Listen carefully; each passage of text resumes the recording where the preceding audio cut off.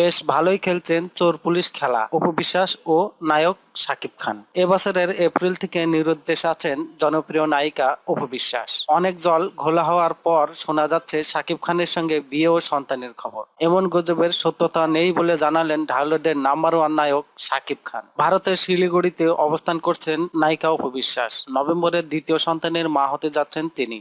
সন্তান নিয়ে ডিসেম্বরে দেশে ফিরবেন এবং 2017 সালের এপ্রিল থেকে সিনেমায় নিয়মিত হবেন অপু বিশ্বাস।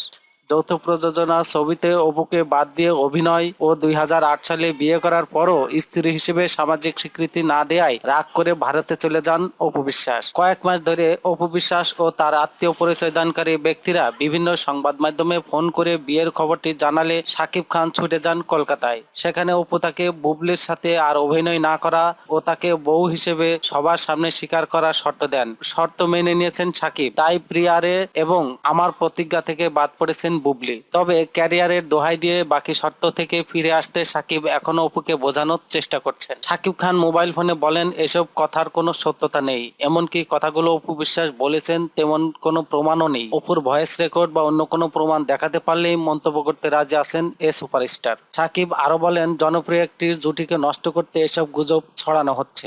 সাংবাদিকদের উচিত এসব গুজবে কান না দিয়ে সত্যটা খুঁজে বের করা। হয়তো অপুর ঘনিষ্ঠ সূত্র বলে যারা এসব ছড়াচ্ছে তারা আমার এবং অপুর ভালো চায় না। ঢালিউডের চালু গুজব থেকে জানা যায় 2006 সালে কোটি টাকার কাবিন ছবিতে অভিনয় করতে গিয়ে শাকিব ও অপু বিশ্বাসের জুটির প্রেমের সূচনা হয়। 2008 সালে তারা বিয়ে করেন। সাক্ষী ছিলেন প্রয়াত নির্মাতা চাষী নজরুল ইসলাম।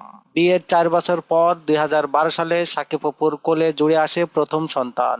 সন্তানটি বর্তমানে বগুড়ায় অপুর মায়ের কাছে আছে। কেউ জিজ্ঞেস করলে বলেন বোনের মেয়ে। 2012 সালে সন্তান জন্মদানের পর অপু বিশ্বাস প্রায় 1.5 বছর বিরতি দিয়ে চলচ্চিত্রে ফেরেন।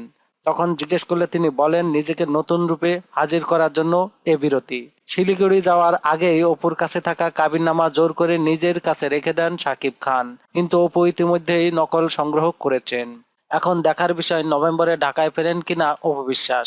আর তখনই জানা যাবে ঘনিষ্ঠ সূত্রের বরাতে পাওয়া তথ্যের সত্য মিথ্যা।